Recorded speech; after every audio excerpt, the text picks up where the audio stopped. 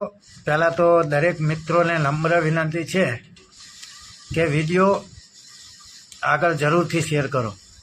આ વિડીયો 8/5 નાયબ મુખ્યમંત્રી હર્ષ સંઘવી સાહેબ સુધી પહોંચવો જોઈએ, કારણ કે એ જ કહેતા હોય છે ને કે કોઈ ચમરબંધીને છોડવામાં નહીં આવે।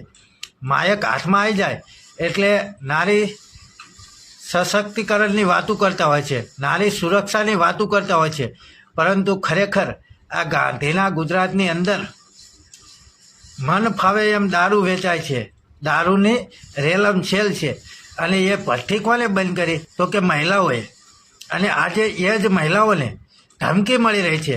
નરેન્દ્ર મોદી સાહેબે તે માયક હાથમાં આવી જાય એટલે સશક્તિકરણની વાતો કરતા હોય, નારી સુરક્ષાની વાતો કરતા હોય છે, આત્મનિર્ભયની વાતો કરતા હોય છે, પરંતુ ખરેખર આજે એ જ તમારી માતાઓ, તમારી બહેનો સુરક્ષિત નથી। તમે પહેલાં તો આ વિડીયો સાંભળો અને બને એટલો મિત્રો આગળ વિડીયો શેર કરજો, પછી આપણે આગળ વાત કરીએ। વેચતા હોય એને અમે કહેવા જાય તો કે તમારે થાય કરજો, પોલીસ વાળા આવે ત્યારે અમે એને કહેવા જાય કે તમે પોલીસમાં દારૂબંધી કરાવો તો કે તમારે જ્યાં મામલતદારે જવું હોય ત્યાં જઈ આવો અને જે તમારથી થાય ને એમ એ કરી લો। પોલીસ વાળા અમને એમ ધમકી દે છે જેની બોલે।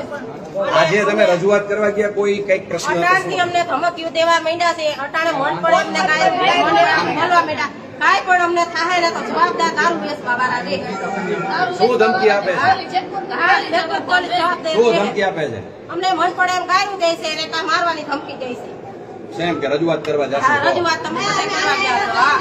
અત્યારે અમારી મારે 4 થી 5 ફોન આવી ગયા કે તમે ત્યાંથી પાછા વળી જાવ કે અમે હુમલો કરીશું। અને એને જે આવે એમ ગાયડો બોલે છે અને ફોનમાં જેમ આવે એમ અમને ધમકીઓ આપે છે। ફોન ચાલુ થઈ ગયા બાકી દેવા આ બેઈમાન બોલાવી લ્યો અહીંયા આવી જાવ। હા અહીંયા લઈ લો, હાલો બોલો, હાલો માણીને બોલાવી લ્યો ને એકાદ બાઈટ વધારી દો પછી વોક થ્રુ અમને ત્રાસ છે દારૂ। તમને હું આમ કરું ને આમ કઈ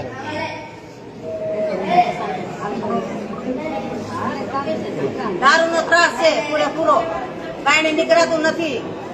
અમારે ઘરમાં કેમ રહેવું કેમ નહીં। કોણ વેચે છે માણી? માણીને વેસવાળા 4 જણા। દીધા નામ દીધા? નામ કોનું છે?